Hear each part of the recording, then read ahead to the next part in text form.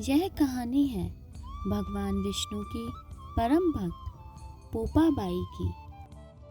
पोपा बाई अपने भाई और भाभी के साथ एक गांव में रहती थी। पोपा बाई नित्य नियम से भगवान की पूजा पाठ एवं व्रत करती थी। एक दिन पोपा बाई के भाई बोले, पोपा बाई, मैं चाहता हूँ तुम शादी कर लो और अपना घर बसा लो, तो मेरी भी जिम्मेदारी पूरी हो जाएगी। पर जो भी लड़का तुम्हें देखने आता है तुम साफ इनकार कर देती हो, आखिर ऐसा क्यों है? इस पर पोपा बाई कहती हैं, भैया, मैं विवाह नहीं करना चाहती। आप मुझे विवाह करने के लिए मजबूर मत किया कीजिए। भैया, मेरा जीवन भगवान विष्णु को समर्पित है। आप तो जानते ही हो भगवान विष्णु की पूजा अर्चना का मेरे लिए क्या महत्व है। आप मेरे कारण चिंता मत कीजिए। मैंने यह सोच लिया है कि मैं कभी भी विवाह नहीं करूँगी। आप बस मुझे गांव के बाहर एक झोपड़ी बना दें। मैं वहीं पर भगवान की पूजा करते हुए अपना जीवन व्यतीत कर लूँगी। अपने भैया और भाभी के बहुत बात समझाने के बाद भी पोपा बाई नहीं मानी और आखिरकार गांव के बाहर पोपा बाई ने अपनी झोपड़ी बना ली। जब गांव वालों ने पोपा बाई से झोपड़ी में रहने का कारण पूछा तो पोपा बाई बोली, मैं अपना पूरा जीवन भगवान विष्णु को समर्पित कर चुकी हूँ। आप सभी गांव वाले अपने गाय बछड़े यहाँ घास चराने के लिए छोड़ जाना। मैं उनका देखभाल करूँगी और बदले में आप मुझे बचा कुचा खाना दे देना। मैं खुशी खुशी उसे स्वीकार करूँगी। और फिर उस दिन से सभी गांव वाले अपने गाय और बछड़े पोपा बाई की झोपड़ी के पास घास चरने के लिए छोड़ दिया करते थे। ऐसे ही धीरे धीरे समय बीत रहा था।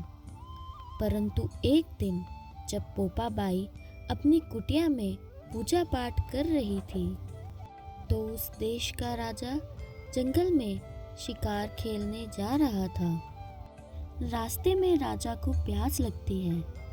उसे सामने पोपा बाई की झोपड़ी दिखती है। जब राजा झोपड़ी का दरवाज़ा खटखटाता है तो अंदर से पोपा बाई कहती हैं, अरे भाई, कौन है जो इतनी तेज तेज दरवाज़ा खटखटा रहा है?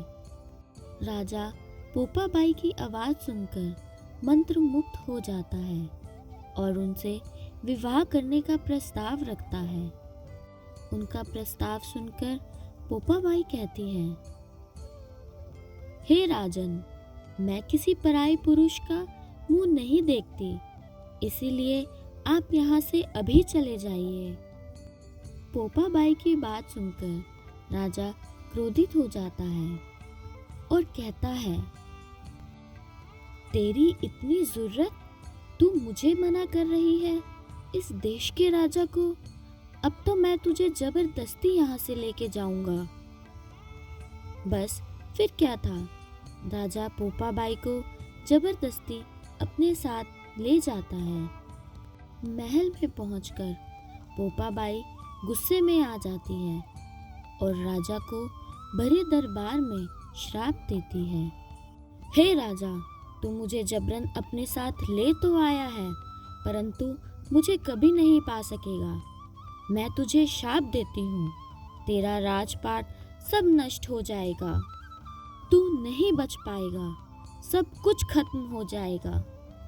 पोपा बाई के मुंह से शाप सुनकर राजा घबरा गया, मानो उसे कोई चेतावनी मिली हो।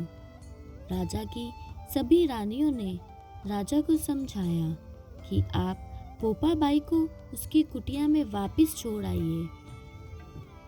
महाराज, यह कोई साधारण स्त्री नहीं है, यह भगवान विष्णु की परम भक्त है।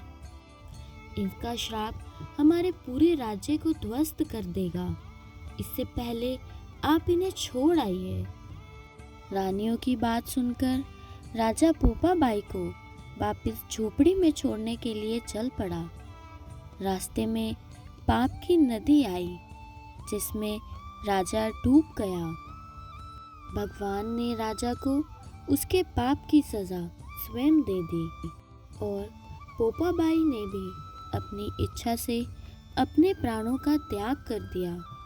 इसके बाद पोपा बाई धर्मराज के पास पहुंचती है। धर्मराज जी पोपा बाई से कहते हैं, पोपा बाई, स्वर्ग लोक में आपका स्वागत है। आपको वैकुंठवास तो नहीं मिल सकता क्योंकि आपने विधान से नहीं अपनी इच्छा अनुसार अपने प्राणों को त्यागा है, परंतु भगवान विष्णु की आज्ञा अनुसार आपको सोने का महल दिया जाएगा और आप यहीं स्वर्ग में राज्य करेंगी। और फिर पोपा बाई स्वर्ग में रहने लगी।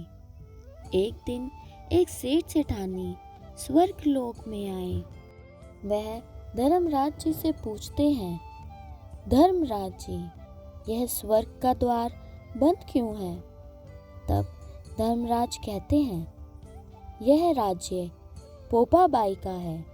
इस पर सेठानी पूछती हैं, अरे ये पोपा बाई कौन है? इस पर धर्मराज जी कहते हैं, अरे आप पोपा बाई को नहीं जानते? इसके लिए आप पृथ्वी लोक पर जाइए। आप 7 दिन वहां रहकर 8 खोबरा से राई भरकर 5 कपड़े ऊपर रखकर कहानी सुनकर उद्यापन करना और कहना, राज है पोपा बाई का, लेखा लेगी राई राई का। और फिर पोपा बाई का गुणगान करते हुए सेठ सेठानी को स्वर्ग लोक की प्राप्ति हो जाती है। दोस्तों, कहा जाता है, जो कोई भी भगवान विष्णु की परम भक्त पोपा बाई का गुणगान करता है उसको स्वर्ग लोक की प्राप्ति होती है। पोपा बाई के आशीर्वाद से वह स्वर्ग में निवास करता है।